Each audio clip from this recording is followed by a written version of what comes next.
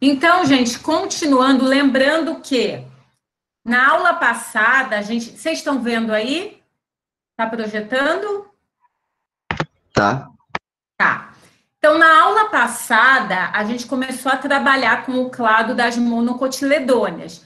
Vimos algumas famílias desse clado que abriga cerca de 22% de todas as plantas com flores, todas as angiospermas. Lembrando que, desde mais ou menos o comecinho da década de 90, 93, 95, as angiospermas não são mais classificadas como mono e dicotiledôneas. Né? Lembrando que vários estudos foram feitos e esses estudos mostraram que as plantas com 2 cotilédones no embrião, ou seja, lá dentro da semente eu tenho o embrião. O embrião, nas plantas com flores, nas angiospermas, pode ter uma ou 2 folhas. No passado, as angiospermas eram agrupadas por essa característica. Mas estudos mostraram que essa característica não era uma característica boa o suficiente para sustentar essa divisão em 2 grupos. Porque plantas, quando realizaram estudos filogenéticos, plantas com 2 cotilédones caíram em diferentes pontos do cladograma, mostrando que plantas com 2 cotilédones, conhecidas antigamente como dicotiledôneas, não formam um grupo monofilético. Com isso, foi proposta uma nova divisão, uma nova classificação para as angiospermas. Um grupo de pesquisadores intitulado APG, esse grupo, para não ficar falando o nome dos autores isoladamente, o próprio grupo se auto-intitula APG, The Angiosperm Phylogeny Group, ou seja, o grupo de pesquisadores que trabalha com filogenia de angiospermas. E aí, esse grupo propôs uma nova classificação para as angiospermas, apoiado por outras pessoas que trabalham também com filogenia de angiospermas. Então, essa proposta, ela é extremamente apoiada no meio científico, no meio acadêmico. E aí, de acordo com essa proposta, as angiospermas são classificadas atualmente em 4 grupos. O graduana, magnolídeas, monocotiledôneas e eudicotiledôneas. O graduana mais as magnolídeas, que emergem na base do cladograma, são conhecidas como angiospermas basais. Das angiospermas basais, a gente trabalhou com 3 famílias, é um grupo pequeno, com 3% só de todas as angiospermas. A gente trabalhou com as famílias Nymphaeaceae, que pertence ao graduana, a família Lauraceae, que é a família do abacate, das canelas, do louro, e a família Anonácea, que é a família da fruta do conde, ou pinha, da graviola, tá? Então, a gente já trabalhou com famílias de angiospermas basais. Na aula passada, a gente migrou para um outro clado das angiospermas, que foram as monocotiledôneas. As monocotiledôneas, a gente viu que essas plantas, elas têm uma série de características comuns, né? Então, além de ter o embrião com um cotilédone, isso é exclusividade desse grupo, elas apresentam perianto trímero, sistema radicular fasciculado, feixes vasculares dispersos no parênquima, grão de pólen com uma única abertura. Então, esse grupo apresenta uma série de características que as mantém essas plantas nesse clado. E na aula passada, a gente trabalhou com algumas famílias... Rapidinho, professora. Oi. Nervura paralela também é uma sinapomorfia desse grupo? Isso, nervura paralela, esqueci de falar. Isso, nervação paralela, raro pinado paralelinérvia, que a gente vai ver hoje, essa característica. E a gente viu que em Arácea, a família dos antúrios, do copo de leite, a nervura é reticulada, é uma exceção, tá? Mas nas demais monocotiledôneas, a nervação é paralelinérvia, tá? Bem lembrado. Então, também outra característica de monocotiledôneas. Aí, na aula passada, a gente trabalhou com algumas famílias de monocotiledôneas, né? A família Arácea, a família Arecácea, que é a família das palmeiras, a família Orquidácea e a família Poácea, que é a família das gramas, dos bambus, né, de vários grãos que a gente consome, várias sementes que a gente consome, o trigo, o arroz, todos pertencentes à família das gramíneas, família Poácea, tá? Hoje a gente vai finalizar as monocotiledôneas e começar a trabalhar com as eudicotiledôneas, tá? Então, para terminar esse clado, é lógico que eu poderia falar de outras famílias, né? É lógico. Mas eu selecionei algumas e na próxima aula eu vou mostrar para vocês uma chave de identificação para vocês não ficarem restritos só, aprender a identificar de uma forma geral as angiospermas e não ficarem restritos só às famílias que eu trabalhar em aula. Vocês têm que ser capazes de, no futuro, coletar qualquer planta, mesmo que vocês não tenham visto em aula, e serem capazes de identificar. Então, na próxima aula, eu vou mostrar um pouquinho como é que a gente faz isso por meio do uso de uma chave de identificação, que é a mais utilizada atualmente no Brasil, tá? Então, na próxima aula, a gente trabalha um pouquinho com isso. Eu tenho essa chave em PDF, eu vou mandar para vocês essa chave de identificação, e aí, para vocês aprenderem a identificar qualquer planta. É lógico que muitas vezes a gente precisa de uma lupa para identificar, por isso que fica, às vezes, um pouco complicado de vocês fazerem isso em casa, né? Porque a gente, além da chave de identificação, a gente precisa de uma lupa, porque às vezes as estruturas são muito pequenininhas, a gente não consegue ver a olho nu. Mas, pelo menos, vocês saberem, se um dia precisarem, saberem que existe essa chave e como utilizar mais ou menos essa chave, tá? Então, para finalizar, aqui está o clado, né, das monocotiledôneas. Eu tirei lá do cladograma do APG, cortei um pedacinho e coloquei nesse slide. Hoje a gente vai trabalhar um pouquinho com algumas famílias dessa ordem aqui, a ordem Zingiberalis. Essa ordem apresenta 8 famílias. E tá aqui, essas 8 famílias estão aqui representadas nesse cladograma meio estilizado, né? Meio bonitinho aí que o desenhista, o artista fez bem bonito. E elas estão aqui representadas as 8 famílias da ordem Zingiberalis. Todas essas 8 famílias apresentam algumas características comuns, como são grandes ervas robustas, né? Apesar de serem plantas herbáceas, né, que não têm crescimento secundário, elas acabam se assemelhando a plantas arbóreas, porque elas são ervas robustas, tá? São ervas grandes. E todas elas apresentam rizoma. Tá aqui, ele até fez a união dessas famílias por meio de um rizoma aqui nesse cladograma estilizado, tá? Então, todas elas apresentam esse caule do tipo rizoma, um caule subterrâneo de crescimento horizontal. Todas elas apresentam folhas completas. Quem se lembra do que é folha completa?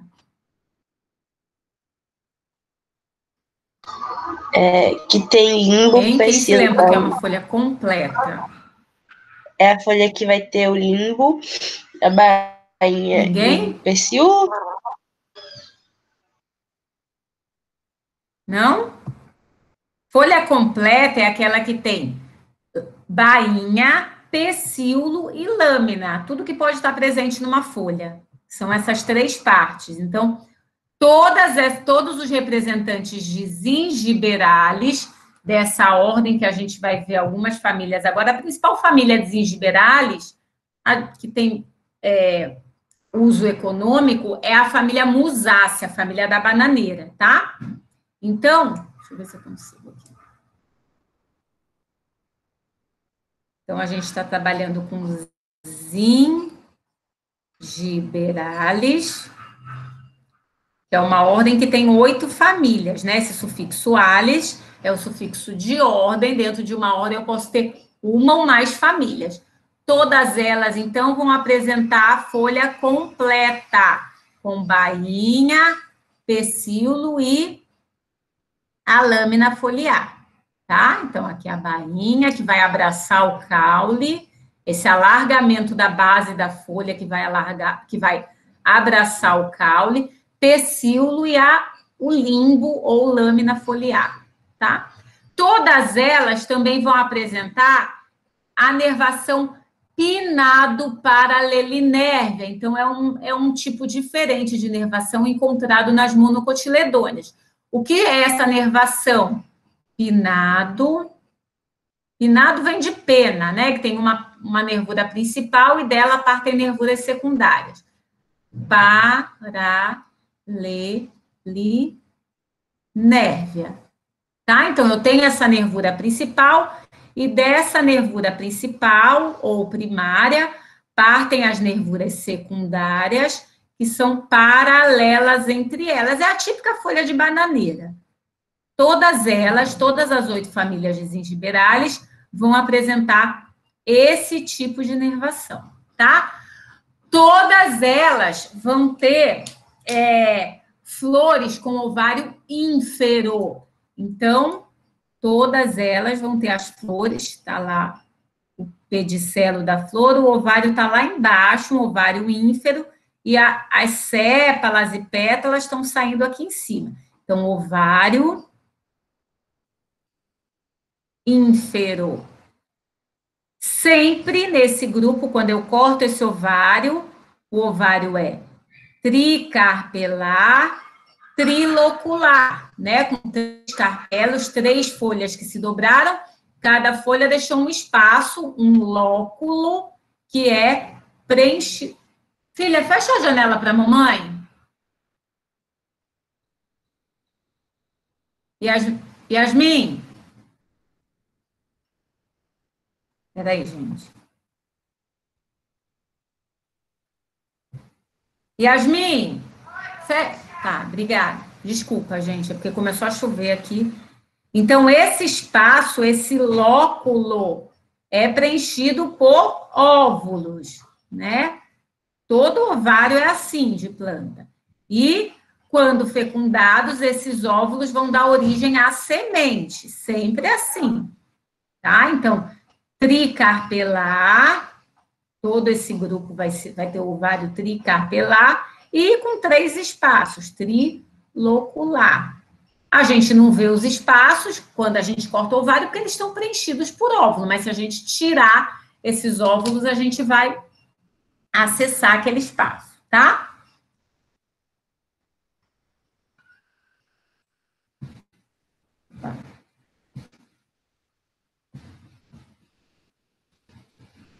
Então, tá aí, né? Esse grupo, essa ordem tem 8 famílias, quase 2.000 espécies e grandes ervas, né? Ervas robustas, com folhas completas, com bainha, pecíolo e lâmina, e nervação pinado-paralelinérvia. As flores são sempre zigomorfas, ou seja, elas têm simetria bilateral e o ovário ínfero. Algumas famílias muitas dessas famílias são usadas na ornamentação, são plantas bonitas. Algumas dessas famílias são Musácea, Heliconiácea e Gingiberácea, que a gente vai olhar hoje, tá? Vale ressaltar que, deixa eu voltar aqui, nesse grupo sempre tem 6 estames, tá? Então, lembrando, são flores trímeras, porque se tratam de monocotiledôneas, então flores trímeras, com 3 sépalas e 3 pétalas. E 6 estames nesse grupo. Só que o que acontece? Vai havendo, à medida que a gente vai caminhando nesse cladograma, a gente vai percebendo que os estames vão se transformando em pétalas. Então, na família Musácea, que é a família da bananeira, que é a mais basal aqui do cladograma, é a primeira que sai, a primeira que emerge do cladograma, as flores têm 6 estames. Mas à medida que a gente vai avançando nesse cladograma, quando a gente chega aqui nessas famílias mais do ápice do cladograma, a gente percebe que as flores ficam com um único estame. E o que acontece com os outros 5? Eles se transformam em estruturas tepaloides, fica parecendo uma tépala, fica parecendo uma pétala, né?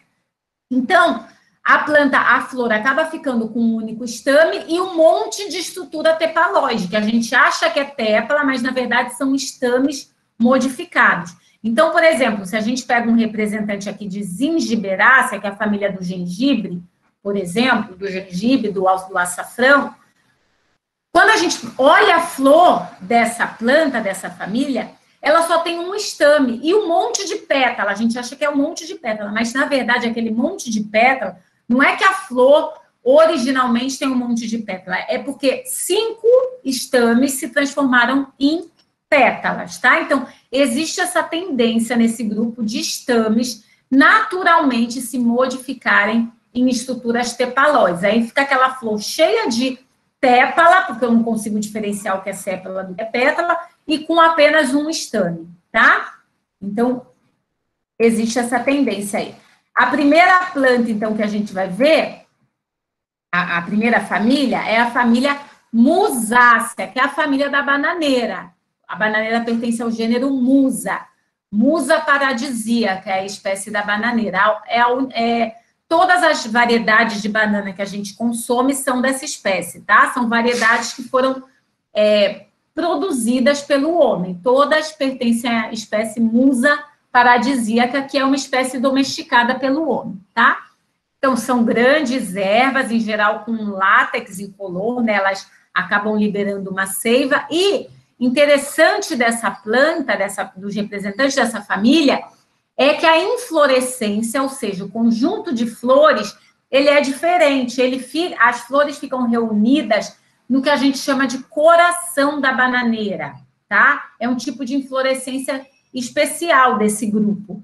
E essas flores são cobertas por umas brácteas, em geral vermelhas ou arroxeadas. Já viram aquele coração da bananeira?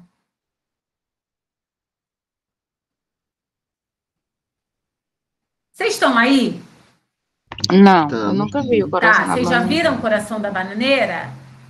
Sim, professora. Aquele coração que o povo chama de coração, tem gente que até assa aquilo e come, ou nunca viram? Que é Nunca? parece um coração mesmo, meio arroxeado. Vamos ver aqui, então. Se vocês não viram, vocês vão ver na foto. No Brasil, a gente não tem representantes de musácea nativos do nosso país, tá? Apesar da gente achar que a bananeira é brasileira, ela não é brasileira. A gente só tem gêneros que são introduzidos no nosso país. No Brasil ocorrem esses 2 gêneros, musa e ensete, mas todos introduzidos, não são nativos do Brasil, tá?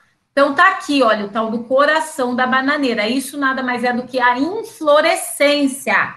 As flores estão reunidas, né, nessa inflorescência e são cobertas por essas brácteas vistosas. Então, a gente tem que tirar a bráctea para ter acesso às flores, tá? Então, cada flor dessa vai dar origem a um fruto.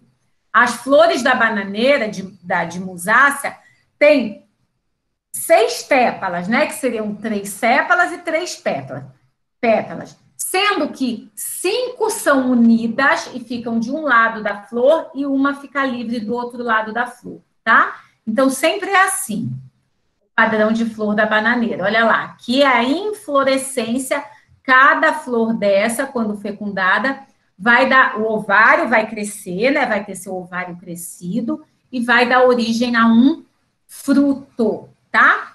Olha aqui a flor, ovário ínfero, o ovário está nessa região. Quando os óvulos que estão aqui dentro forem fecundados e derem origem à semente, com um embriãozinho lá dentro, esse embrião vai começar a liberar hormônios para que o ovário se desenvolva no fruto. No caso dessa família, eu tenho 5 tépalas unidas e uma livre aqui, e 6 estames, tá? No caso da espécie Musa paradisíaca, que é a espécie da bananeira, acontece um fenômeno interessante, que é chamado de partenogênese. Né? Por que a banana não tem semente? A banana que a gente conhece. Musa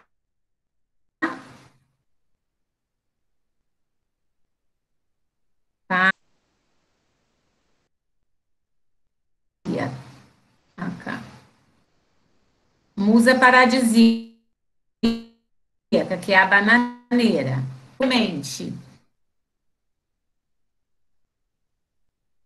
Sempre que eu tenho lá um ovário, Travou.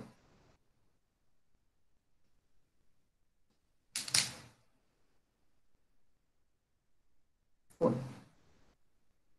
Eu tenho lá o ovário,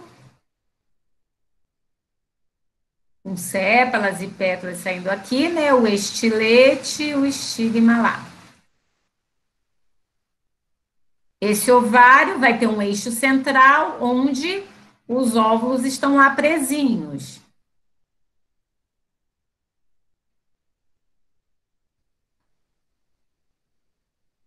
Quando esses óvulos forem fecundados, né? Quando um grão de pólen cai aqui, o tubo polínico germina, fecunda aqui, forma um embrião, o que que vai acontecer? Esse óvulo aí vai virar uma semente. Cada óvulo desse, né? Precisam vários grãos de pólen caírem aqui para fecundarem esses vários óvulos. Então, esse óvulo vira uma semente com um embriãozinho lá dentro. Aqui o embrião, né? Aqui é a semente. E acontece isso com todos esses óvulos que estão aí. Dão origem ao embriãozinho, a semente. O embriãozinho, a semente. Então, cada óvulo desse deu origem a uma semente. O embriãozinho começa a liberar hormônios aqui para fora, estimulando o crescimento desse ovário. E esse ovário aqui vai crescer, esse ovário aqui, né? Vai crescer e originar o fruto. E as sementes estão lá dentro do fruto, tá? Por que que nessa espécie eu tenho fruto, ou seja, eu tenho a banana, mas não tenho a semente? Sendo que é o embrião que vai estimular o crescimento do ovário para originar o fruto. Porque nessa espécie ocorre um fenômeno chamado de partenogênese.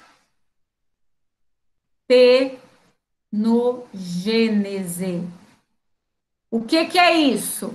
O homem conseguiu domesticar essa planta, fazendo com que o ovário se desenvolvesse sem que os óvulos precisassem ser fecundados. Então, mesmo sem originar a semente, esse ovário cresce. Tá? O homem conseguiu fazer isso com essa espécie e consegue fazer isso com outras espécies. Vocês já comeram ou já viram uva sem semente, melancia sem semente, por quê? Porque o homem está conseguindo fazer com que o ovário se desenvolva no fruto sem que haja a fecundação dos óvulos e desenvolvimento da semente. Deu para entender esse processo? Sim. Tá? Então, isso ocorre nessa espécie, musa paradisíaca, porque é uma espécie domesticada pelo homem. Então, o homem conseguiu fazer isso.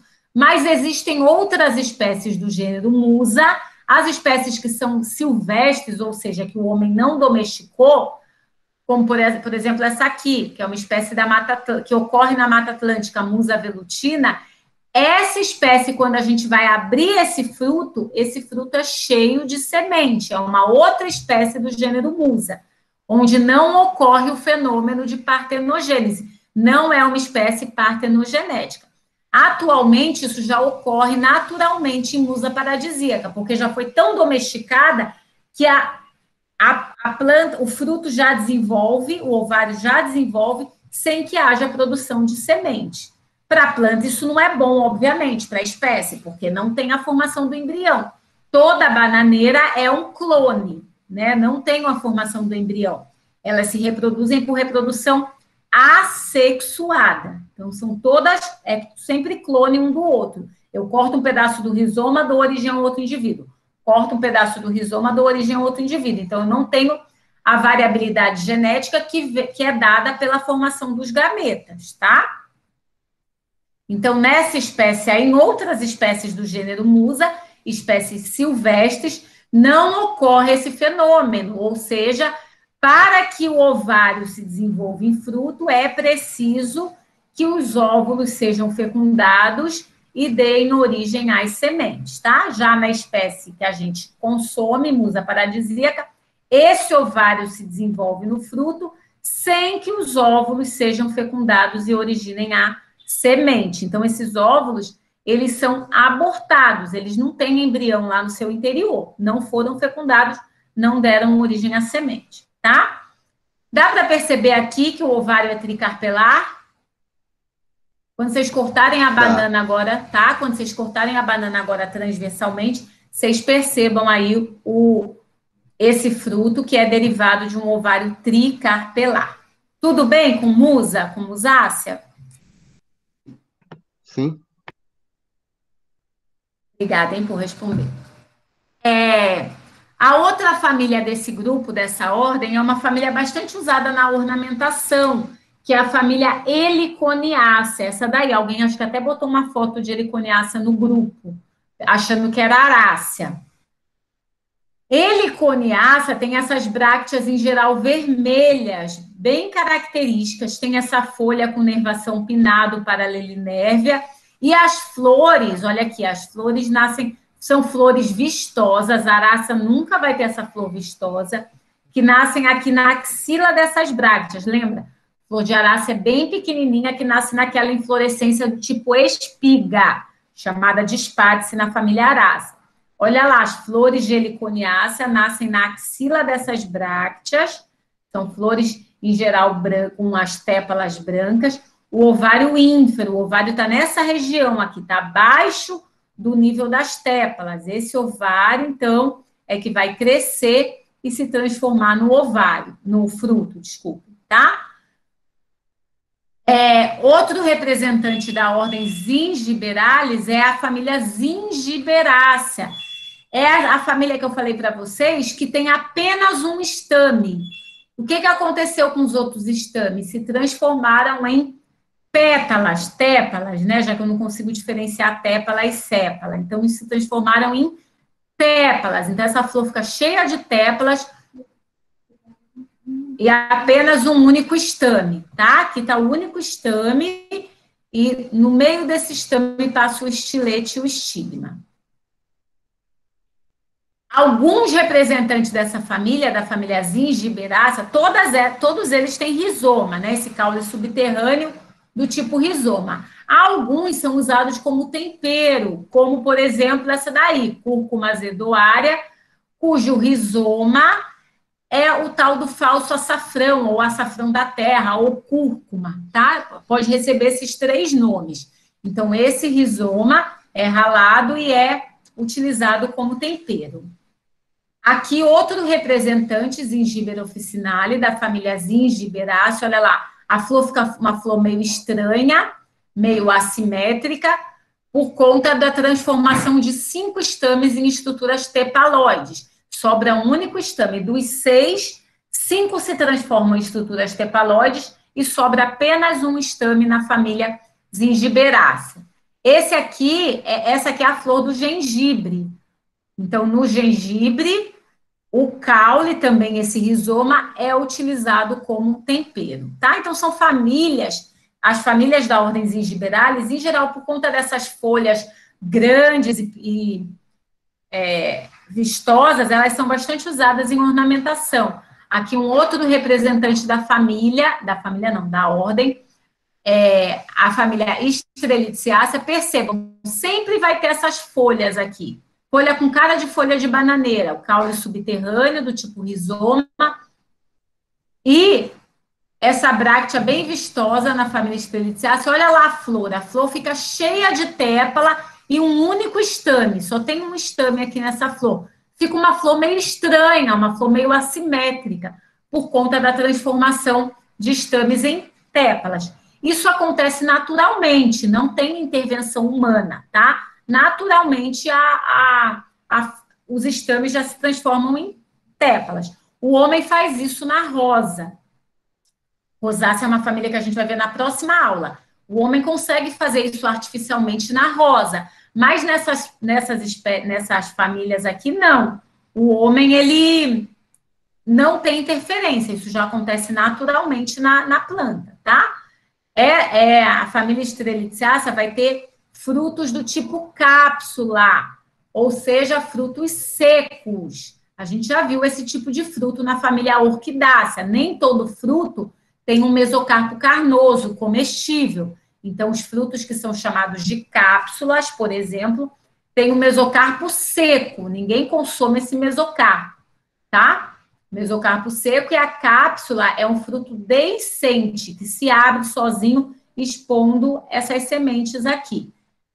Essas sementes são muitas vezes usadas para fazer colares nessa família, eles têm umas pontinhas meio arredondadas, são extraídas de representantes dessa família aqui. E, por fim, a família Canácea, também pertencente à ordem Zingiberalis. Olha lá, de novo, essas folhas com cara de bananeira e uma flor completamente assimétrica, com um único estame. Olha lá, só tem um estame, os outros 5 se transformaram em estruturas tepaloides. Então, essas flores têm 6 peças do perianto, que são 3 sépalas e 3 pétalas, mais 5 outras peças que são tepaloides, ou seja, se assemelham a tépalas, e que vieram da modificação dos estames, tá? Ovário ínfero, percebam, olha lá o ovário aqui, a flor está saindo aqui em cima, o resto da flor, né? Tépalas e o estilete e os estames. O ovário está lá embaixo, ovário ínfero, tá? Tudo bem com esses grupos? Sim. Sim? Alguma dúvida? Com essas outras famílias de monocotiledôneas? Ou tá tudo tranquilo? Quem botou a heliconiácea lá no grupo, percebeu a diferença entre heliconiácea e arácea?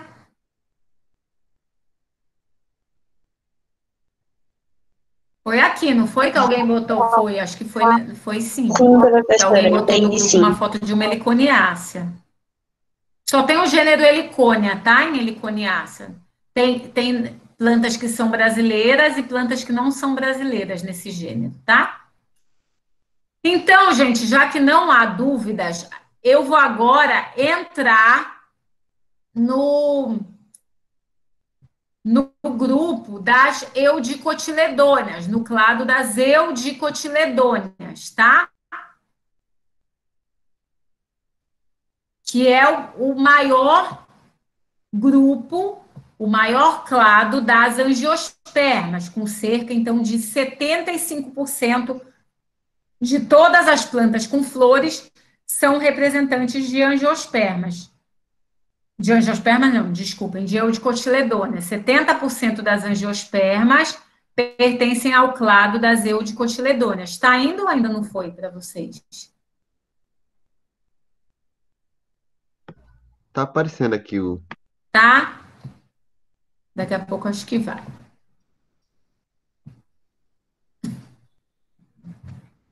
Foi? Foi.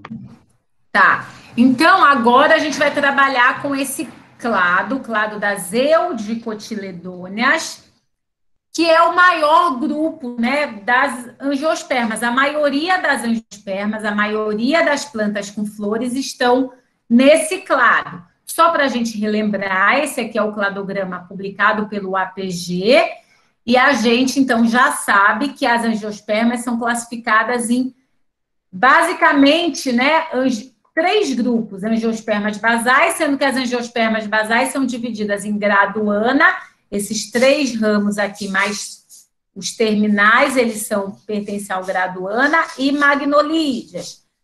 3% das angiospermas está nesse grupo. Aqui as monocotiledôneas, com 22% das angiospermas, e as eudicotiledôneas, com 75% das angiospermas. Então, esse grupo aqui e esse grupo aqui apresentam como características comuns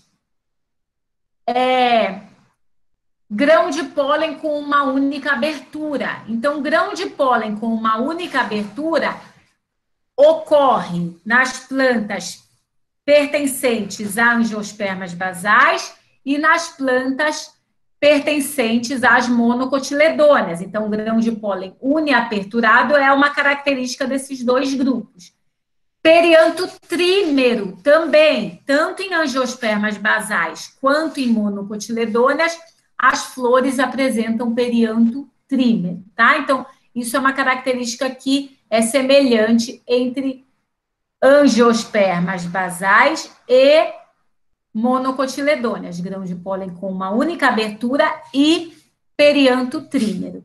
Já embrião com 2 cotilédones. Embrião com 2 cotilédones ocorre tanto em angiospermas basais quanto nas eudicotiledôneas. Então, o que eu quero mostrar para vocês, que as angiospermas basais apresentam tanto características de monocotiledôneas quanto características de eudicotiledôneas. Por isso que as plantas daqui não estão nem aqui, não estão nem aqui, porque elas, como se fosse um misto entre as duas coisas, tá? Então, elas apresentam perianto trímero e grão de pólen uniaperturado, característica de monocotiledônea. E elas apresentam um embrião com 2 cotilédones, característica de eudicotiledônea. Deu para entender isso? Deu. Tá? E o que as eudicotiledôneas apresentam? O que todas essas plantas apresentam em comum? Ou seja, qual é a autapomorfia? Qual é a característica que está unindo todos os representantes, todas as espécies de eudicotiledôneas num grupo? Grão de pólen com 3 ou mais aberturas. Então, enquanto nas angiospermas basais e nas monocotiledôneas, o grão de pólen tem apenas uma única abertura, nas eudicotiledôneas, o grão de pólen tem 3 ou mais aberturas, tá? Então, só para a gente lembrar, o grão de pólen é o gametófito masculino, produzido lá na antera, né, da flor. Então, lá na antera da flor, isso aí já é para vocês estarem sabendo, né? Lá na antera da flor são produzidos os grãos de pólen. O grão de pólen só tem uma célula? Não, o grão de pólen tem 3 células nas angiospermas. Grão de pólen, que é o gametófito masculino, tá? Então, esse gametófito masculino tem 3 células. A célula do tubo e os 2 núcleos espermáticos. Esse gametófito masculino, esse grão de pólen, ele é coberto por uma substância dura, resistente, que é chamada de esporopolenina. Porém, em algumas regiões desse grão de pólen, não há depósito dessa substância. Então, por exemplo, eu tenho lá um grão de pólen, com suas 3 células lá dentro. Eu tenho depósito de esporopolenina, mas numa determinada região não há depósito dessa substância. Fica aparecendo um buraco aqui, um poro ou um sulco, tá? Então, aqui, uma região só, não houve deposição de esporopolenina. Então, esse grão de pólen é uniaperturado. Essa abertura pode ser, ou assim, se eu olhar ela de frente, ou ela pode ser um poro, tá? Então, aqui tudo teve depósito de esporopolenina. Tudo teve depósito de esporopolenina, menos aqui. Então, quando esse não depósito forma essa abertura circular, eu chamo essa abertura de poro. Ou, às vezes, pode ocorrer assim, ó, uma abertura mais alongada, que é um sulco. Não importa, importa que é uma região que não houve depósito de esporopolenina, tá? Grãos de pólen com uma única abertura, a gente encontra em angiospermas basais, eu acabei de falar isso, né, mas vamos retomar, e monocotiledôneas. Tá? Então, nesses dois grupos, a gente encontra grãos de pólen com uma única abertura, ou em forma de poro ou em forma de suco, não importa. Importa que é uma única abertura. Já nas eudicotiledôneas,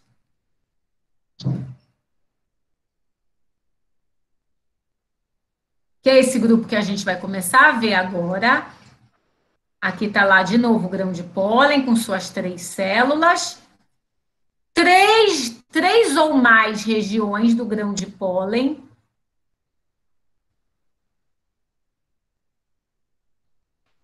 Três ou mais regiões do grão de pólen não apresentam depósito de esporopolenina. Então, esse grão de pólen é triaperturado e não uniaperturado, como nas monocotiledôneas e nas angiospermas basais. De novo, essas aberturas podem ser ou em forma de poro ou em forma de suco, não importa. Importa que são 3 ou mais. Então, as eudicotiledôneas vão ter grãos de pólen 3 ou mais aperturados. Mas nunca vou encontrar uma eudicotiledônea com grão de pólen uniaperturado. Em geral, são 3 aberturas. Algumas espécies vão ter mais de 3 aberturas. Mas esse mais veio do número 3, tá? Então, a partir de 3, podem ter ocorrido mais aberturas no grão de pólen. Mas nunca uma única abertura no grão de pólen. Isso é exclusividade dos grupos basais de angiospermas, tá? Então, essa é a característica, é a autapomorfia. É a autapomorfia das eudicotiledôneas, grão de pólen com 3 ou mais aberturas, tá? Então, nas monocotiledôneas e nas angiospermas basais, os grãos de pólen apresentam uma única abertura. Já nas eudicotiledôneas, o grão de pólen, aqui numa microscopia óptica, percebam aqui está o grão de pólen, eu não estou vendo as células lá dentro por conta do nível de aumento, tá? Mas eu tenho que imaginar que aqui tem 3 células. E aqui eu estou vendo o depósito de esporopolenina sobre esse grão de pólen. 3 regiões não apresentam esse depósito de esporopolenina. Então, um grão de pólen com 3 aberturas. Aqui numa microscopia eletrônica de varredura, onde eu só estou vendo a superfície do grão. Não estou vendo lá o interior. Mas percebam que eu tenho 3 regiões onde não há depósito de esporopolenina. Esse outro grão de pólen aqui, percebam, 3 regiões onde não há depósito de esporopolenina. Já nesse aqui, uma única região sem depósito de esporopolenina. Então, esse grão de pólen aqui nunca vai ser de uma eudicotiledônea. Já esse é de uma eudicotiledônea, tá? E, como eu falei para vocês, a partir desse número 3, existem algumas espécies de eudicotiledôneas onde o grão de pólen tem mais regiões, mais de 3 regiões, sem depósito de esporopolenina. Esse aqui, tem várias regiões, mas nunca uma única região, como nos grãos de pólen de angiospermas basais e monocotiledôneas, tá? Então, essa é a principal característica, mas é uma característica fácil da gente reconhecer? Não. Eu não vou coletar uma planta para saber que é uma eudicotiledônea, eu vou ter que ver, analisar o grão de pólen. Não seria nem um pouco prático isso, tá? Mas é a autapomorfia que não tem exceção. Todas as eudicotiledôneas vão ter grãos de pólen com 3 ou mais aberturas. Outra característica das eudicotiledôneas, assim, fácil da gente reconhecer se é uma eudicotiledônea. Lembram que eu falei para vocês que as angiospermas basais e as monocotiledôneas têm flores com perianto trímero, ou seja, com 3 sépalas e 3 pétalas. Então, isso aqui é uma flor de anonácea, uma angiosperma basal. Olha lá, flores trímeras, 3 sépalas e 3 pétalas. Isso aqui é uma flor de iridácea, uma monocotiledônea. Perianto trímero, 3 sépalas e 3 pétalas. É lógico que eu posso chamar de 6 tépalas, a gente já viu isso. Quando eu não consigo diferenciar sépala e pétala, eu posso falar, o perianto é formado por 6 tépalas, o perianto é formado por 6 tépalas, mas eu sei que 3 são sépalas e 3 são pétalas. Então, de novo, angiosperma basal e monocotiledônia, flores com perianto trímero, além de grão de pólen com uma única abertura. Eudicotiledôneas, perianto tetrâmero ou pentâmero. Então, flores com 4 ou 5 pétalas são flores de eudicotiledôneas. Então, aqui uma flor de hortênsia com 1, 2, 3, 4 pétalas, perianto tetrâmero. Aqui uma flor de uma cantácea com 1, 2, 3, 4, 5 pétalas. Perianto de uma flor de eudicotiledônea. Deu para entender isso? Como caracterizar, como reconhecer uma eudicotiledônea? Como, além disso, elas têm 2 cotilédones, mas isso não é exclusividade, já que a angiosperma basal também tem 2 cotilédones, tá? Por isso que plantas com 2 cotilédones não formam um grupo monofilético, porque elas caem em 2 grupos distintos. Então, 2 cotilédones não é marcador para um grupo de plantas exclusivo, tá? Tudo bem, gente? Tudo sim, professora. Tá. Então, aqui, o grande clado das eudicotiledôneas. Eudicotiledônea não é sinônimo de dicotiledônea, tá bom? Dicotiledônea só significa plantas com 2 cotilédones. Quem tem 2 cotilédones? Aqui, angiosperma basal e eudicotiledônea. Então, não caiam nessa burrada de falar, eudicotiledônea e dicotiledônea é a mesma coisa. Não, senhor. Dicotiledônea significa plantas com 2 cotilédones.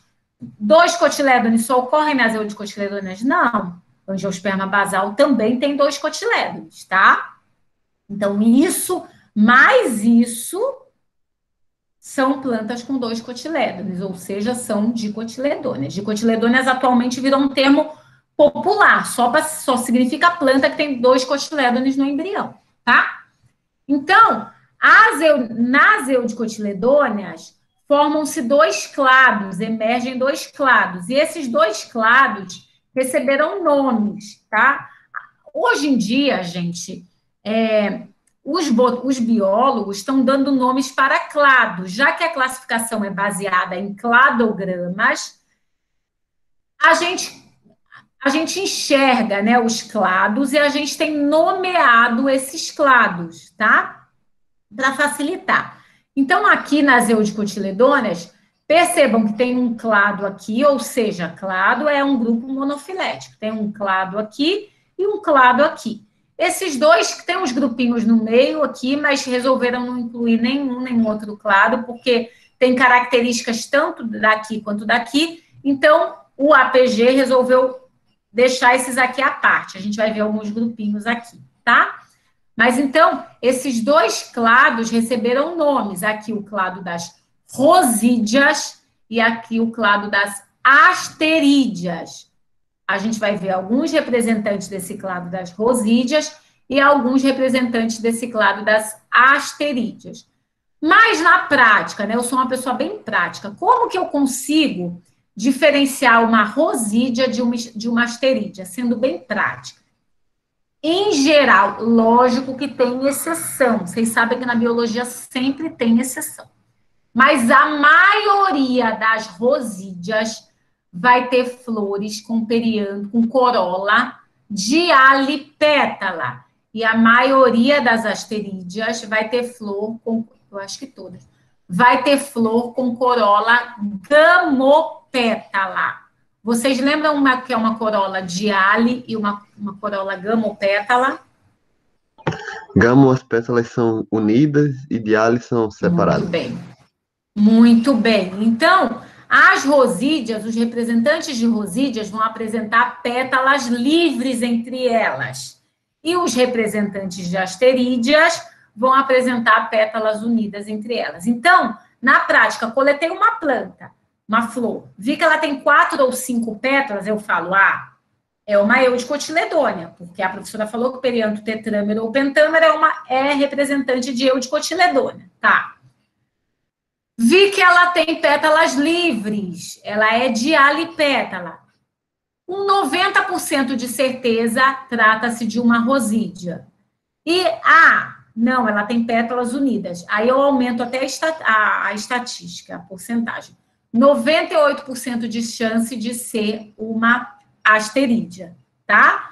Então, Eudicotiledônia, grão de pólen é uma característica, mas na prática a gente não vai ver grão de pólen, porque a gente precisa olhar o grão de pólen no microscópio para saber se ele tem 3 ou mais aberturas. Então, não é prático essa característica, mas na hora de eu botar numa prova, eu tenho que falar disso, porque é uma autapomorfia que não tem exceção, tá? Já o perianto tetrâmero ou pentâmero, né, vai variar de Eudicotiledônia, e corola dialipétala ou corola gamopétala, diale no clado das rosídeas e gamo no clado das asterídeas, tá? A gente vai trabalhar com na verdade, uma família só de rosídea hoje, as outras eu vou dar na próxima aula, tá? Que é uma família bem grande, importante, com muita variação. Por isso que eu vou tomar bastante tempo hoje trabalhando com uma única família de rosídea. Esse clado, né, tem 17 ordens. É um clado muito diverso, gente. O que significa isso? Vão ter plantas aí dos mais variados hábitos. O que são hábitos de planta? A gente já viu, vai ter planta aí dentro de rosídia. Arbórea, arbustiva, herbácea, trepadeira, parasita, aquática. Vão ter os mais diferentes hábitos dentro de rosídeas, com mais diferentes tipos de folha e flor. Então, vai ter folha simples, folha composta, folha alterna, folha oposta. Vai ter de tudo nesse grupo. É um grupo bastante heterogêneo, tá? Bastante diverso. Flores também. Flores com ovário super, ovário ínfero, com muitos estames, com poucos estames, colorida, sem cor, né? Com pétalas coloridas, com pétalas brancas. Vai ter uma variabilidade morfológica muito grande dentro do grupo das rosídeas, tá? Então, tá aí o clado das rosídeas, com suas 17 ordens. De novo, dentro do clado das rosídeas emergem, né, 2 outros clados que receberam nomes, fabídeas e malvídeas. Isso não é tão importante para a gente, tá? Mas se um dia vocês ouvirem, as fabídeas ou as malvídeas, vocês só sabem que são subgrupos de rosídeas. O que é importante para a gente, no nosso nível, né, no nível da graduação? Saber como as angiospermas estão classificadas atualmente, saber essas características básicas de monocotiledôneas e algumas famílias de monocotiledôneas, saber as características básicas de eudicotiledôneas, saber que a eudicotiledônea é dividida em rosídea e asterídea, que rosídea tem pétalas livres, asterídea tem pétalas unidas, tá? Isso é o básico que a gente tem que saber, né, no nível de graduação. E aprender a usar uma chave de identificação que eu vou tentar com vocês na próxima aula mostrar para vocês. Isso é o básico que a gente tem que saber. E essas características morfológicas que vocês já sabem. O que é uma folha simples, o que é uma folha composta, o que é uma folha alterna, o que é estípula, o que é um ovário super, ovário ínfero. Isso é bom que a gente saiba, porque na hora que a gente for identificar uma planta, a gente precisa saber disso para usar uma chave de identificação, tá? Então, a primeira e única família de rosídeas que a gente vai ver hoje, e aí depois, na próxima aula, a gente vê mais algumas, e aí a gente só tem mais 2 aulas, e na última aula a gente vai ver alguns representantes do clado das asterídeas, tá? Mas a família de rosídeas que a gente vai ver hoje pertence à ordem Fabales. Essa ordem tem 4 famílias, e a mais importante, sem dúvida, é a família que a gente vai trabalhar agora, que é a família Fabácea ou leguminosa. Todo mundo já viu essa família na vida, tá? É a segunda maior família das angiospermas, e tem hábitos variados, ou seja, vão ter árvores, arbustos, lianas, vão ter os mais variados hábitos nessa família. E como que eu reconheço uma fabácea? Eu vou desenhar. Em relação a hábito, a gente já viu que não dá para reconhecer, porque eu vou ter tanto fabácea arbórea, quanto fabácea arbustiva, quanto fabácea herbácea, quanto fabácea trepadeira. Então, em relação ao hábito, não fala nada para a gente. Então, como que eu posso reconhecer um representante de fabácea? Vocês estão enxergando? Sim. Tá. Então, tanto faz eu usar o termo fabácea ou leguminosa, tá? Tanto faz, ou um ou outro, não tem problema. Todas elas vão ter folhas compostas, ou seja, com limbo dividido, alternas e com estípulas. Então, toda a fabácea vai ter folha composta alterna com estípula. Coletei uma planta que tem esse tipo de folha, 90% de chance de ser uma fabácea, tá? Se eu olhar a flor, melhor ainda, eu tenho 100% de certeza. Mas sempre fabácea vai ter folha composta e alterna. Então, como que eu reconheço uma folha composta? A gema vai estar nessa região. Então, a partir da gema, tudo é folha. A folha vai ser, né, dividida em folíolos. O número de folíolos vai variar de espécie para espécie. Se esses folíolos são opostos, como eu desenhei aqui, ou alternos, não importa. Para a gente, importa que as folhas são alternas. Então, nesse caso, eu desenhei uma folha com folíolos opostos, mas eles poderiam ser alternos, vai variar de espécie para espécie, tá? Então, folhas compostas, ou seja, isso tudo é uma folha, isso tudo é uma folha. A gema está nessa região. Alternas, desse nó aqui, está saindo uma única folha. Desse nó aqui, está saindo uma única folha. Com estípulas. Tá? Aquelas estruturas meio foliáceas que ficam aos pares, localizadas na base da folha. Essas estípulas podem cair? Podem. Podem ser decíduas ou caducas? Podem. Mas elas vão deixar uma marca, uma cicatriz aqui, tá? Em algumas fabáceas, essas estípulas são transformadas em espinhos. Então, na base da folha, eu vou ter 2 espinhos, que são estípulas transformadas em espinhos. Às vezes, essas estípulas são bem pequenininhas? São. Às vezes, elas são grandes? São. Vai ter de tudo, mas sempre vai ter estípula na família, nos representantes da família fabácea. Tudo bem?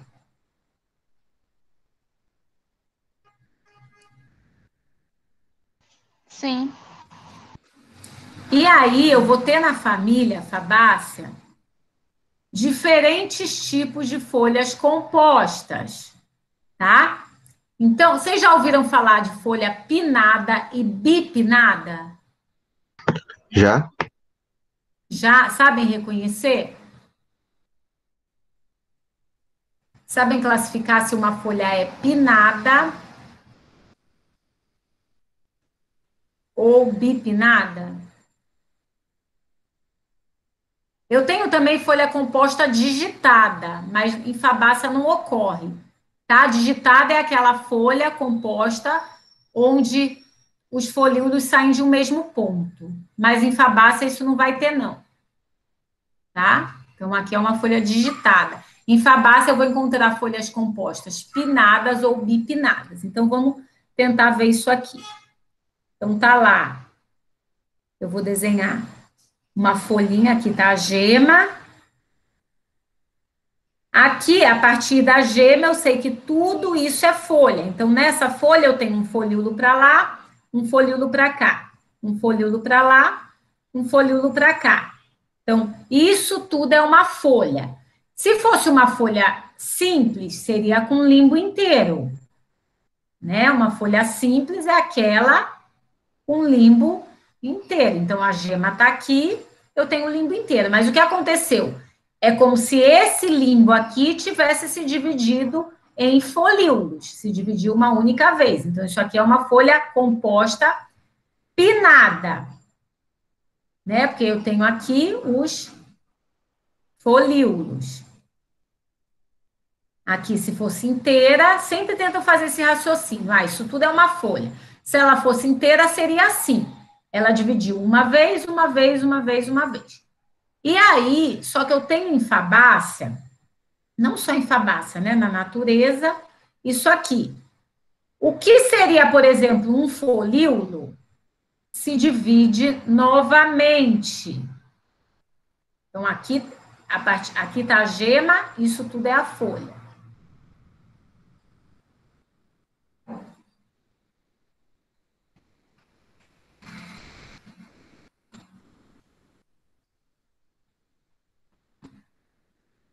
Então, percebam que o que seria um folíolo para lá, um folíolo para cá, como eu desenho aqui, esse folíolo para cá se dividiu novamente em foliólulos. Foliólulos. É uma segunda divisão da folha. Aqui, de novo, que seria um folíolo para cá, se dividiu novamente em foliólulos. Deu para entender isso? Sim.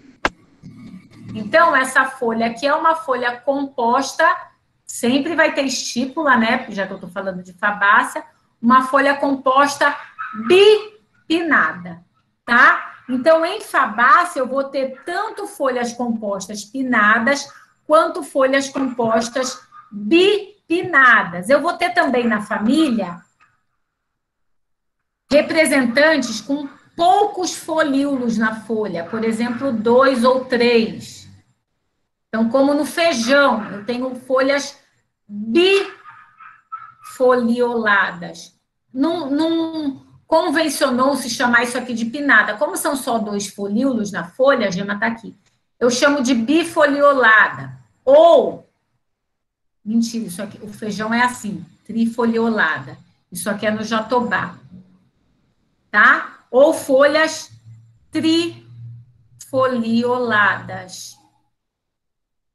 Quando eu tenho poucos folíolos, né, folhas com poucos folíolos, eu falo, se ela tem 2, eu chamo de bifoliolada. Se ela tem 3, eu chamo de trifoliolada, tá? Não costumo usar o termo pinnada ou bipinnada para folhas com poucos folíolos. Gente, deu para entender? Vocês sabem reconhecer o que é uma folha pinnada, uma folha bipinnada? Aham. Sim. Sim, tá. Então, a família Fabácea tem cerca de 19 mil espécies de distribuição cosmopolita, ou seja, espalhadas no mundo inteiro. Todas elas vão ter folha composta alterna com estípula. Então, isso tudo aqui é uma folha. Essa folha é pinnada ou bipinnada?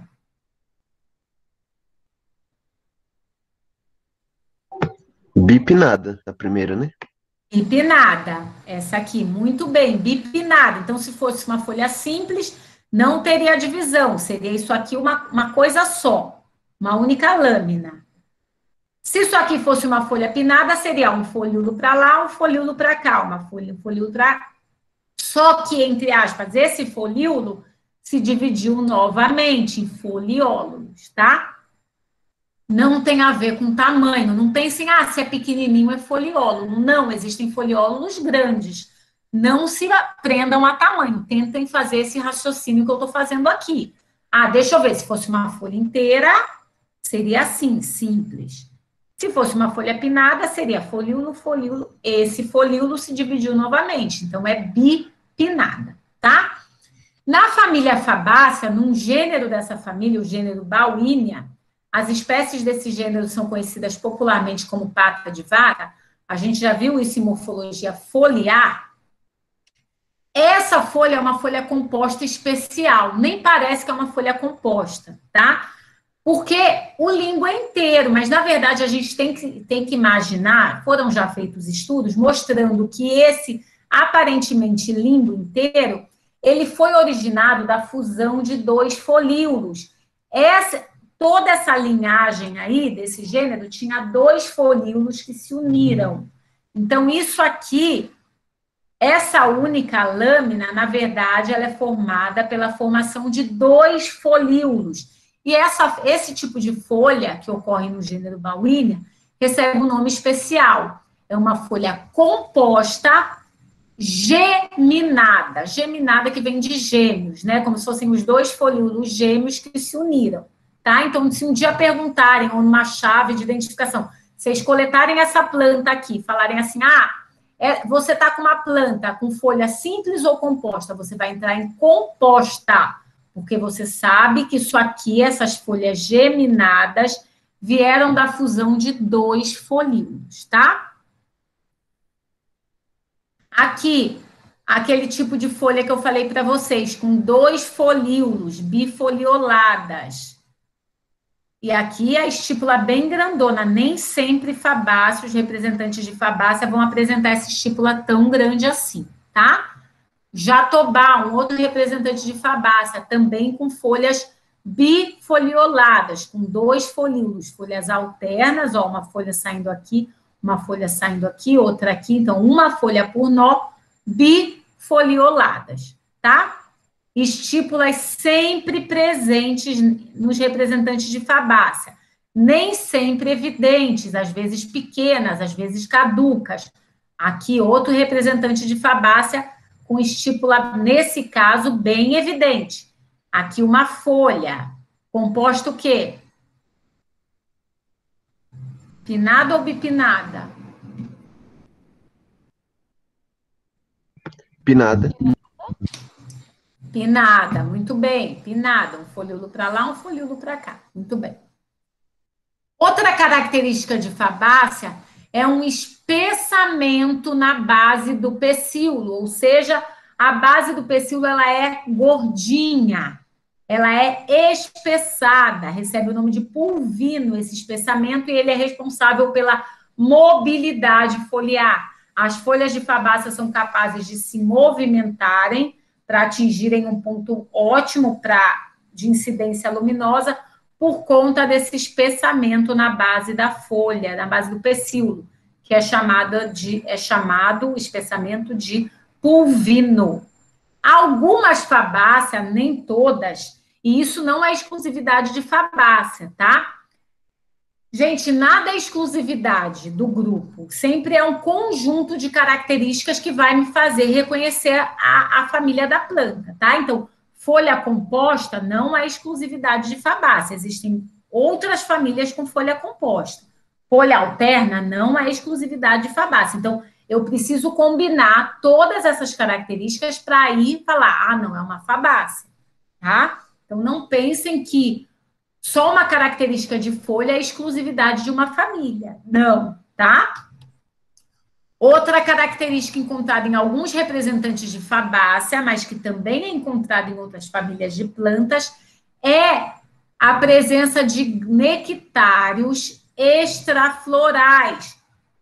Nectários são glândulas produtoras de néctar. Néctar é uma substância açucarada. Esse néctar, substância açucarada, em geral, está envolvido com a atração de polinizadores. Se está envolvido com a atração de polinizadores, onde os nectários essas glândulas, são mais frequentes, vocês acham? Em que parte da planta? Se está envolvido com polinização. Na flor? Onde vocês acham que os nectários estão mais frequentes? A Letícia respondeu na flor. A Letícia respondeu na flor. Isso mesmo. Que aparentemente o microfone dela não está funcionando para você. Que ela já respondeu muitas vezes na aula. Não tá, não. Não tá mesmo. Eu só estou escutando você. Então, exatamente como a Letícia falou. Nectários, ou glândulas produtoras de néctar, em geral, são estruturas relacionadas à polinização. Então, elas estão localizadas na flor. Porque elas vão atrair o polinizador, que vai se sujar de grão de pólen, né? O polinizador vem aqui na flor para recolher o néctar, ele acaba se sujando de pólen. E aí, quando ele vai numa outra flor, ele acaba deixando aquele pólen lá. Então, essas glândulas, como estão relacionadas com a atração de polinizadores, elas estão, na maioria das plantas, localizadas nas flores. Nem toda flor tem nectário, né? Mas quando tem, em geral, esses nectários são florais e não extraflorais. E esses nectários aqui, que estão fora da flor? Então, são glândulas produtoras de néctar fora da flor. Se o polinizador vier aqui buscar néctar, ele vai se sujar? Ele tem flor aqui? Não tem. Então, esses nectários não estão relacionados à polinização. Então, para que será que a planta gasta energia produzindo néctar aqui? Para ela própria? Não, não é para ela, né? Ela não vai consumir esse néctar. Por que será que algumas plantas produzem néctar fora da flor? À toa? Vocês acham que é à toa? Tem coisa que ocorre sem a gente ter uma função que a gente ainda não conhece, mas nesse caso a gente conhece a função. Por que será que algumas plantas produzem nectários fora da flor? Ou seja, que não tem relação com polinização, com a atração de polinizadores. Pensem um pouquinho. Alguém chuta alguma coisa? Ninguém? Tem a ver com defesa da planta, tá? Por quê? Porque essas plantas vão ter relação, em geral, com formigas agressivas. As formigas, elas vêm aqui recolher esse néctar produzido nesses nectários. E aí, quando se aproxima algum herbívoro dessa planta, algum herbívoro que nem tem, por exemplo, ele nem quer o néctar, mas ele quer comer um pedacinho da folha. O que a formiga, entre aspas, pensa, né? Ela pensa, esse outro herbívoro está vindo retirar o néctar que é meu. E aí ela vai defender essa planta contra a herbivoria. Então, quando as plantas apresentam esses nectários fora da flor, esses nectários extraflorais, isso está relacionado à defesa. As formigas, em geral é formiga, tá, gente? Elas vêm aqui retirar esse néctar e elas acabam defendendo a planta contra ataques de outros herbívoros, porque ela acha que esses outros herbívoros vão retirar o néctar que é dela. Tudo bem? Deu para entender essa relação? Então, quando vocês virem uma planta, tá? Quando vocês virem uma planta que tem algum nectário extrafloral, vocês já imaginam, isso aí está relacionado com defesa. Provavelmente vocês vão ver algumas formigas ali retirando aquele néctar, tá? Vamos lá em relação às flores de fabácea. Em fabácea, a gente vai encontrar 3 tipos básicos de flores. Então, na família, a gente não encontra um único tipo, a gente encontra 3. Eu vou mostrar para vocês esses 3 tipos. Sempre em fabácea, as flores vão ser pentâmeras de clamídias. Então, sempre vão ter 5 sépalas e 5 pétalas, tá? Então, isso é padrão na família. Sempre as flores... Vamos lá. Fabácea. Eu sempre gosto de ir, né? Fomos hábito, folha e agora vamos para flores. As flores de fabácea. Então, sempre as flores são pentâmeras e sempre de clamídias. Vocês já sabem, né? O que é uma flor de clamídia, que tem sépala, ou seja, cálice e pétalas. Cálice e corola. Mas eu vou ter em fabácea tanto flores gamopétalas quanto flores dialipétalas, tá? Mas você falou que em rosídia só tem dialipétala, mas é uma exceção. Em fabácea, eu vou encontrar alguns representantes com flores gamopétalas. Então, aqui estão as pétalas, o tubinho, pétalas unidas, e aqui as sépalas, né? Eu vou ter na família flores gamopétalas. Gamopétalas, tá? E eu vou ter também na família representantes com flores dialipétalas. Então, essa é a primeira coisa que a gente tem que lembrar. Em fabácea, eu vou ter tanto representantes, espécies com corola unida, com pétalas unidas, formando uma corola gamopétala, quanto flores com as pétalas livres, formando uma corola dialipétala, tá? Nas flores... Oi? Eu tenho uma dúvida. Eu achei Pode uma falar. flor que ela parecia que tinha... Não dá para diferenciar sépala de pétalas. Então, ela tinha as suas pétalas, vou falar assim, coladas uma na outra, como se ela tivesse duplicada, coladas lateralmente. Isso também Sim. poderia ser considerado como Gamopétala, sim, gamopétala. Quando tem, por exemplo, uma pétala unida com uma sépala, uma pétala unida com uma sépala, é isso? Não, é como se tivesse uma em cima da outra. Uma em cima da outra, como se ela tivesse duplicada e só tivesse junta na base. Então é como se ela tivesse duplicado, um em cima e embaixo, um em cima e embaixo, um em cima e embaixo. Uma flor branquinha. Não sei se era alguma coisa característica só daquela flor, só que eu achei bastante curioso. Não consegui ter foto, gravar. Você não consegue tirar foto, não? Não, porque só tinha aquela e ela acabou murchando. Aí não é o maracujá, não, né? O maracujá a gente vai ver na próxima aula, que tem umas estruturas diferentes na flor. Era trepadeira? Não era. Eu não entendi essa coisa que você falou, uma em cima, uma embaixo, uma em cima, uma embaixo. É como se tivesse as sépalas embaixo iguais às pétalas e em cima formado as pétalas da mesma cor. Então, ficava parecendo que eram todas pétalas, só que tinha essa posição, um em cima e um embaixo, do mesmo jeito. Mas eram 3 e 3? Não. Não eram mais. Aí, no total, davam 10. Davam 10? Cima. Então, eram 5 sépalas e 5 pétalas, provavelmente, né? Era uma flor pentâmera. Entendi. Nossa, quem está falando é a Letícia? A Viviane.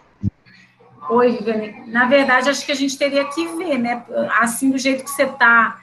Mas pode acontecer de ser sépalas unidas e pétalas unidas. Isso pode acontecer. Gamosépala e gamopétala. Eu não estou entendendo essa coisa da duplicação, mas pode acontecer também de unissépala com pétala, como acontece em musácea. Sépala une com pétala, sépala une com pétala, fica uma coisa só, como se fosse um tubo formado pela união de sépala e pétala. Pode acontecer de tudo, gente. Tá? Então, isso que a gente tem que treinar nossos olhos para poder aprender a reconhecer. Se eu estou vendo 10 peças do perianto, eu já imagino, isso aqui, apesar de estar parecendo tudo uma coisa só, são 5 sépalas e 5 pétalas, então é uma flor de clamídia, pode acontecer. De serem todas iguais, isso pode acontecer também, tá?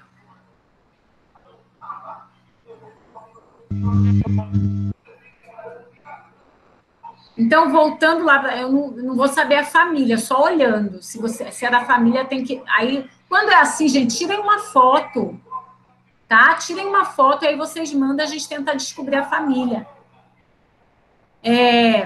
Então, como eu falei, né, vão ter alguns representantes de fabácea com a corola gamopétala. Então, tá lá um tubinho, né, essas pétalas todas unidas, as sépalas aqui.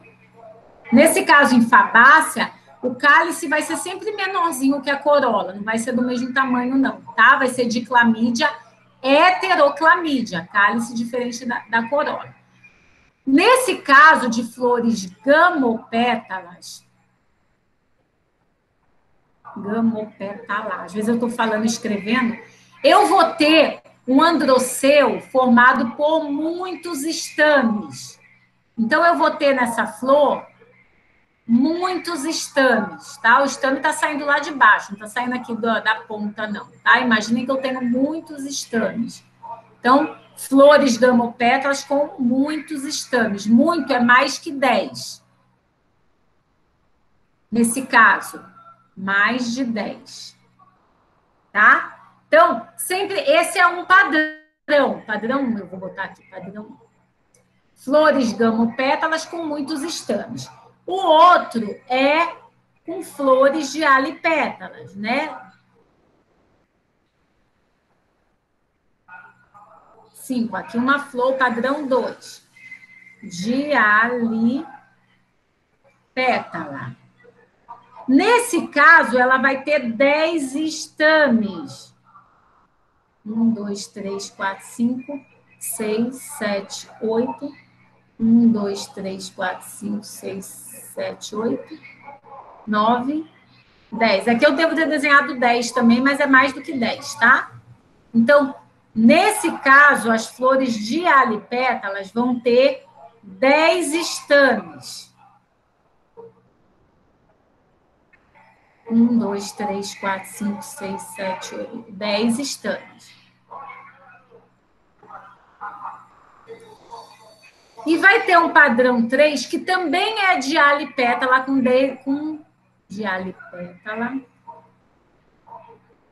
10 estames. Aí você vai falar, mas qual a diferença, então? É porque essas pétalas são diferentes nesse padrão 3. Eu vou botar um novo slide aqui.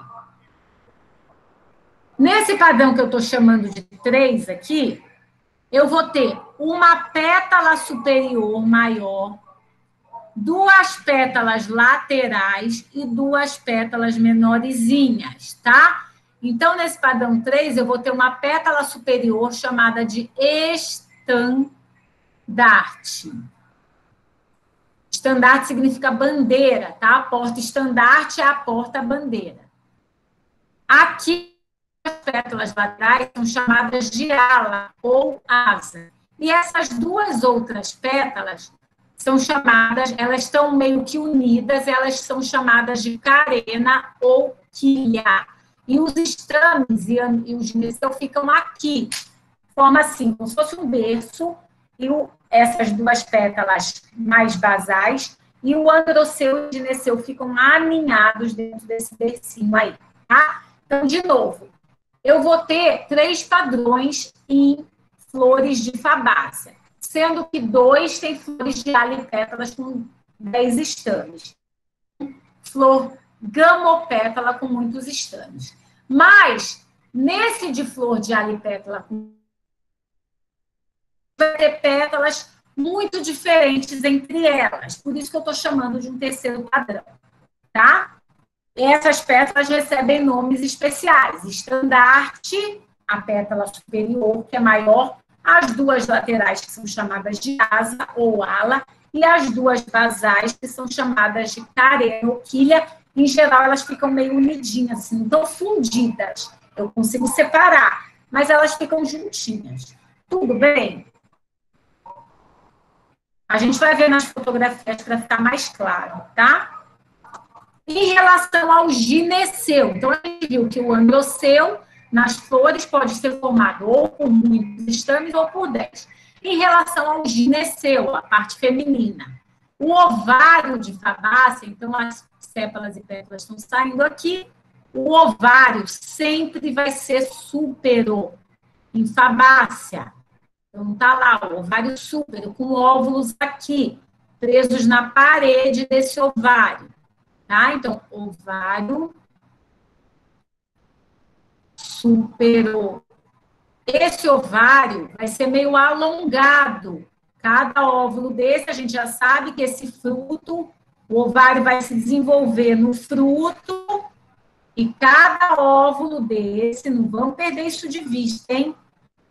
Cada óvulo desse vai virar uma semente, um embrião lá dentro, tá? Então, aqui vai virar um fruto, e aqui vai virar uma semente. Tá? Esse ovário aqui, quando eu corto, eu vejo que ele é unicarpelar. Um óvulozinho aqui, né? Então, unicarpelar. Toda a fabácea vai ser assim, unicarpelar, com um lóculo só, unilocular também. Tudo Tudo bem, gente? Um ovário? Sempre assim em Fabácea, sempre assim. Um ovário meio alongado, com óvulos em toda a sua extensão, unicarpelar e unilocular. Nossa, meu nariz está coçando tanto. Então, vamos lá olhar as flores de Fabácea. Aqui está um daqueles padrões, com as flores com corola de alipétala, 10 estames. Vocês não estão vendo os 10 aqui, porque pode ter uns menorzinhos, mas são 10. Aqui o gineceu, então flores monoclinas, com androceu e gineceu. Sempre Fabácea vai ser monoclina, com androceu e gineceu. Olha lá, o ovário súpero meio alongado, tá?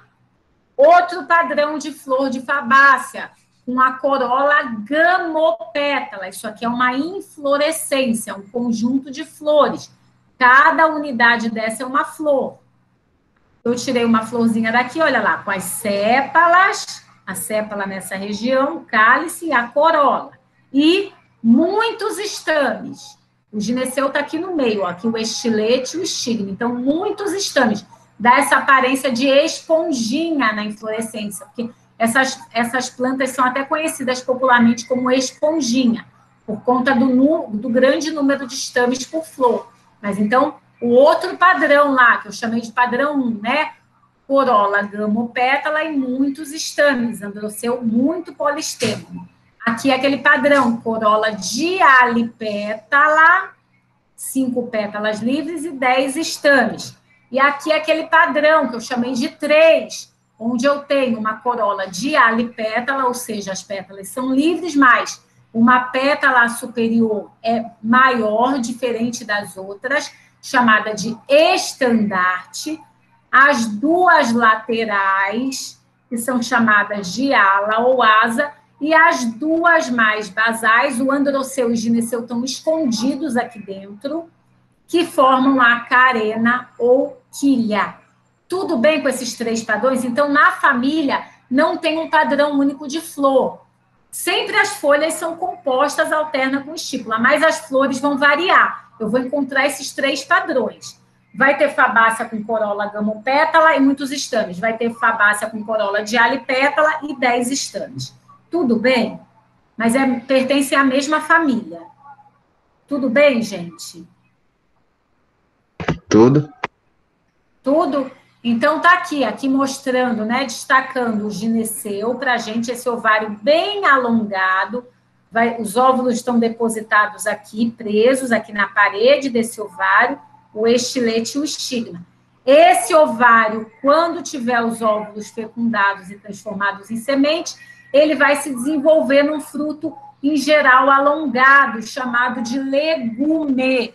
Esse fruto alongado de leguminosa ou Fabácea é chamado de legume. A gente chama popularmente de vagem, mas na botânica não existe esse termo vagem, tá? Esse fruto proveniente de um ovário alongado, unicarpelar, com óvulos em toda a sua extensão, é chamado de legume. Legume na botânica não é a batata, não é o tomate, não é o chuchu, tá? A batata é caule, o tomate é fruto, o chuchu é fruto. Legume, na botânica, é um tipo de fruto. Esse fruto aí, característico da família Fabácea, tá? Toda Fabácea tem legume? Não. Todo legume vem de uma Fabácea, mas existem Fabáceas com outros tipos de fruto, tá? Então, assim como não há um único padrão de flor na família Fabácea, não há um único padrão de fruto na família Fabácea. Existem outros frutos. Ah, mas a maioria das Fabáceas tem fruto do tipo legume? Sim, a grande maioria sim, mas nem todas. Então, não fiquem achando que toda Fabácea vai formar esse tipo de fruto alongado. Não. Existem Fabáceas que formam até frutos carnosos, do tipo drupa. Tá? O legume é um fruto seco, com mesocarpo seco, e um fruto deiscente, que se abre sozinho. Mas, então, na família existem outros tipos de fruto, como esse aqui, que é chamado de lomento. O que é o lomento? Cada unidade dessa daqui vai se destacar da outra e abrir uma semente. E esse fruto é coberto por tricomas, que são tricomas adesivos. Isso aí é aquele carrapicho que gruda na nossa roupa. Sabe aquele verdinho que gruda na calça? Isso é um fruto chamado de lomento, típico de fabácea.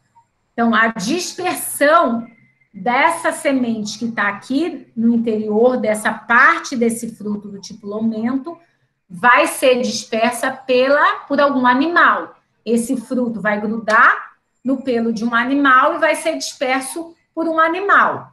Dispersão por animal, como que é o nome que a gente dá?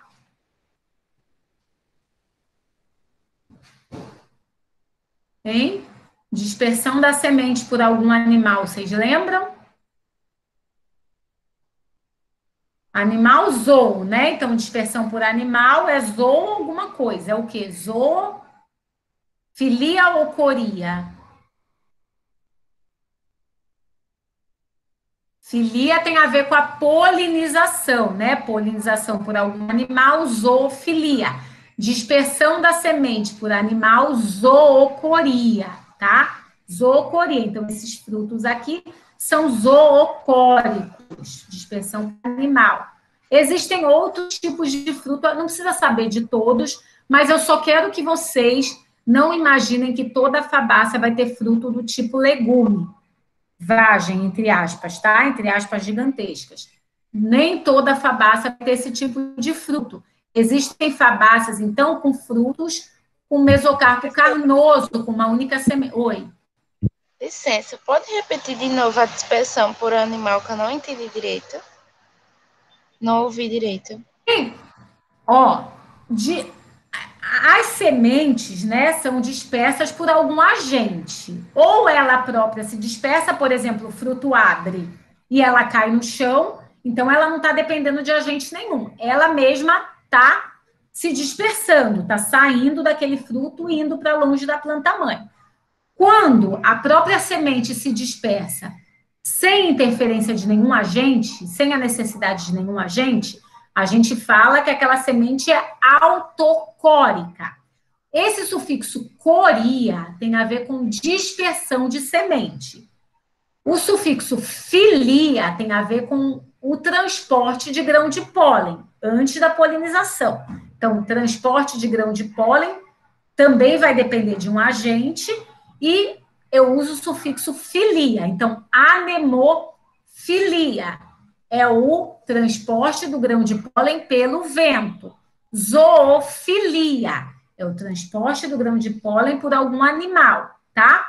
Quando eu uso o sufixo coria, eu estou me referindo à semente, ou seja, depois que já houve a polinização, depois que já houve a fecundação, tá? Primeiro tem a polinização, ou seja, o transporte do grão de pólen, depois a fecundação, ou seja, a formação do embrião por reprodução sexuada, né, por encontro de gametas, e depois eu tenho a dispersão dessa semente. E eu uso o sufixo coria quando eu estou me referindo à dispersão de semente. E também a dispersão de semente pode ou não envolver algum agente, biótico ou abiótico. Ou não, ou a própria semente pode se dispersar, como é o caso de frutos que se abrem, aquela semente cai por gravidade. Então, ela não está dependendo de nenhum agente, autocoria. Sementes que são dispersas por animal, como é o caso aqui, a gente está percebendo, a gente percebe na pele, que quem dispersa essa semente é um animal, nem que seja o animal homem, né? Mas a gente passa e esse fruto aí vai grudar na nossa calça e a gente vai dispersar essa semente para longe da planta-mãe. Então, dispersão por animal, zoocoria. Se eu quiser ser mais específico, o animal é um mamífero, mastocoria. O animal é uma ave, ornitocoria. O animal é um peixe, ictiocoria. Tá? Zoocoria é mais genérico, mas existem vários grupos de animais e para cada grupo de animal, aqui, essa semente vermelha, possivelmente quem vai dispersar é uma ave. Tá? Então, a ave vai ser atraída por essa coloração vermelha da semente, ela vai comer e vai defecar essa semente longe da planta-mãe. Então, Eu posso falar, essa semente é zoocórica? Posso, mas se eu quiser ser mais específica, essa semente é ornitocórica? Estou sendo mais específica ainda, estou dizendo que o animal que dispersa essa semente é uma ave, tá? Isso aqui, possivelmente, o animal que dispersa a semente que está aqui dentro dessa parte desse fruto é um mamífero, posso falar mastocoria, tá? É uma zoocoria, mas que é por um mamífero. Tudo bem? Deu para entender agora? Deu sim, obrigada.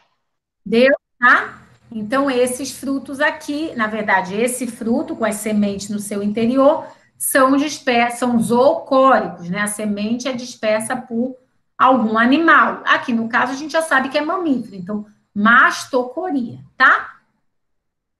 Outro fruto presente em alguns representantes de leguminosa, frutos do tipo sâmara, que são frutos alados. A semente está aqui nessa região, né? Então o embrião vai estar aqui dentro, e esse fruto desenvolve essa espécie de asa. Então, quem vai dispersar esse fruto? O vento. O vento. Qual é o nome desse tipo de dispersão? Pelo vento. Dispersão, não polinização. A gente já viu polinização pelo vento. Anemocoria? Muito bem, a anemocoria. Então, frutos do tipo sâmara, ou seja, esses frutos alados, são dispersos pelo vento, são anemocóricos, tá? Aqui, só para mostrar para vocês alguns representantes de fabáceas. As fabáceas são muito usados na ornamentação de jardins, de ruas, né, na arborização urbana. Aqui um exemplo, né, essas plantas são conhecidas popularmente como esponjinha, por conta disso. Aqui é uma inflorescência, né, olha lá com detalhe. Cada unidade dessa é uma flor, com suas sépalas, suas pétalas, nesse caso, corola, gamopétala e muitos estames. Esses muitos estames dão essa aparência de esponjinha nessas inflorescências, tá? Aqui o ingá, que tem nectários extraflorais, olha lá, percebam nectários extraflorais, essa raque alada, esse eixo da folha é alado no gênero Inga, um gênero com cerca de 400 espécies, que ocorre em geral na beira de rio. Olha lá a flor do ingá. Elas são, todas essas 400 espécies são conhecidas popularmente como ingá. De novo, uma florzinha com corola gamopétala, muitos estames, olha lá. Já ouviram falar do ingá? Tem gente que come a semente do ingá. Nunca. Tem plantado lá no estacionamento do ICBS. Em geral, o ingá, os ingás, né, eu falo o, mas são várias. O gênero ingá ocorre em matas ciliares, matas na beira de rio. Então, são muito plantados em reflorestamento na margem de rio. Tem a música do Djavan, já ouviram? Na correnteza do rio, o ingá se debruçou e a fruta que era madura, a correnteza levou. Já ouviram essa música? Na correnteza do rio, o ingá se debruçou. Da terra de vocês aqui, o compositor dessa música, tá? O fruto do ingá é disperso por peixes. Então, os frutos, como essas espécies desse gênero ocorrem na beira de rio, o fruto ele cai na água, é comido por peixe, é disperso por peixe. Então, ictiocoria, tá? Aqui outro representante de fabácea, o pau-brasil. Pau-brasília equinata. Se vocês pegarem literaturas mais antigas, o pau-brasil antigamente pertencia ao gênero Caesalpinia. Caesalpinia equinata. Mais recentemente, ele foi transferido de gênero, por questões de filogenia, tá? E aí, atualmente, pertence ao gênero pau-brasília equinata. Equinata porque o caule do pau-brasil é cheio de acúlio. Equinata tem a ver com acúlio, tem a ver com espinho, tá? Essa folha aqui, ó, isso aqui é a folha do pau-brasil. É pinada ou bipinada? Isso aqui tudo é uma folha. Bipinada. Bipinada, muito bem. Tá? E a florzinha do pau-brasil é aquele padrão dialipétalo, né? Pentâmero sempre. 1, 2, 3, 4, 5 pétalas, tem 5 sépalas, 10 estames. Nesse caso, uma pétala é um pouquinho diferente.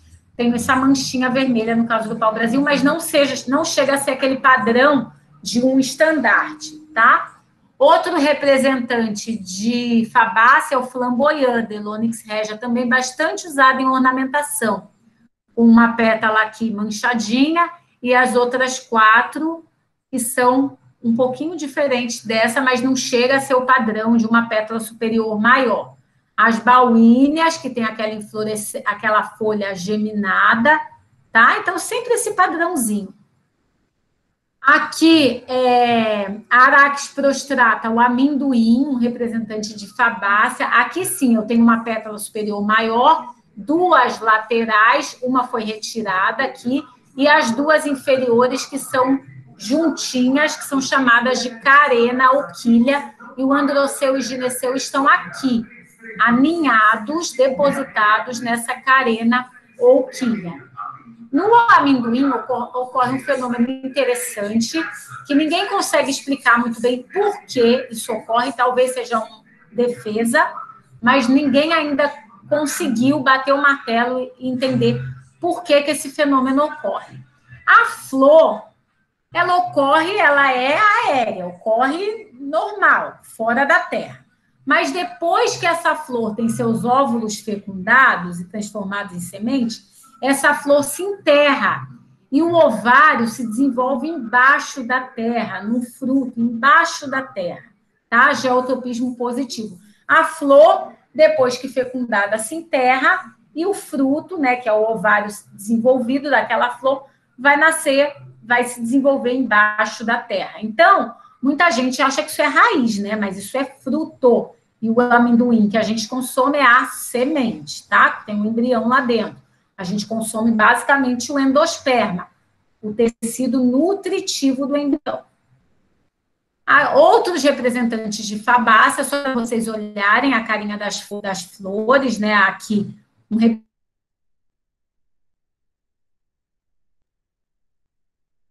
duas pétalas laterais e a carena ou quilha. Soja, outro representante de Fabácea, assim como o feijão. O feijão é Phaseolus vulgaris, o nome da espécie. Também é trifoliolado, assim como a soja. Olha lá, pétala superior maior e 2 pétalas laterais e a carena ou quilha. Em relação à importância econômica, essa família tem muita importância econômica. Vários dos grãos que a gente consome no nosso dia a dia, como feijão, ervilha, grão de bico, todos representantes de Fabácea. Então, são sementes da família Fabácea. Muitas são usadas na arborização urbana. Várias das árvores aqui em Maceió, a maioria das árvores plantadas são Fabácea, tá? Então, acácia, tipuana, sibipiruna, todos as baúíneas, caliandra, todos representantes da família Fabácea, são muito usadas na arborização urbana. Gente, era isso com Fabácea.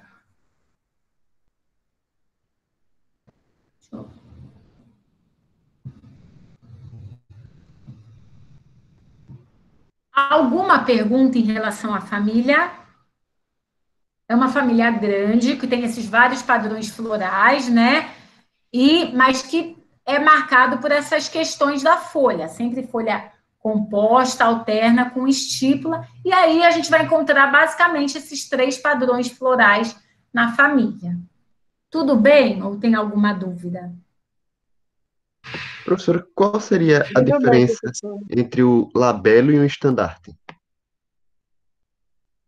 Qual seria a diferença entre o labelo e o estandarte? Na verdade, são todas pétalas modificadas, mas não se usa esse termo labelo para Fabácea. Mas não deixa de ser uma pétala, assim, a origem é a mesma de ambos, é uma pétala diferente das outras, mas não se usa esse termo, é só terminologia. Costuma-se usar labelo para orquídea, não se usa labelo para estandarte, tá? Mas ambos são pétalas modificadas, não tem diferença. Em relação à origem, não tem diferença. Mas a terminologia costuma-se usar estandarte para algumas flores de fabácea, que apresentam essa pétala superior maior, modificada, e labelo para orquidácea. Mas a função você está certo. Ambos são pétalas. Talvez labelo esteja mais, assim, o labelo, ele modifica muito mais do que o estandarte, entendeu? O labelo, às vezes, a gente nem consegue perceber que aquilo veio de uma pétala. Mas a origem é a mesma, de uma pétala modificada. Tá? Então, na prática, não tem diferença, é só terminologia mesmo. Ambos são pétalas modificadas. Só que o termo labelo costuma ser usado para a família orquidácea. Nem sempre, tá? Tem outras famílias que têm flores com uma pétala diferente que usa-se labelo também. Tá? Tem uma família que chama Poligalácea, uma família de plantas insetívoras. Ela também tem uma pétala modificada e também costuma se usar para essa pétala o termo labelo, tá? Mesmo não sendo orquidácea. Mas é tudo pétala modificada. Uma pétala uma pétala diferente das outras. É modificada, professora, né? Tudo bem? Oi. Sobre a aula passada, de monocotiledôneos, eu fiz... Gente, eu vou parar a gravação. Tá.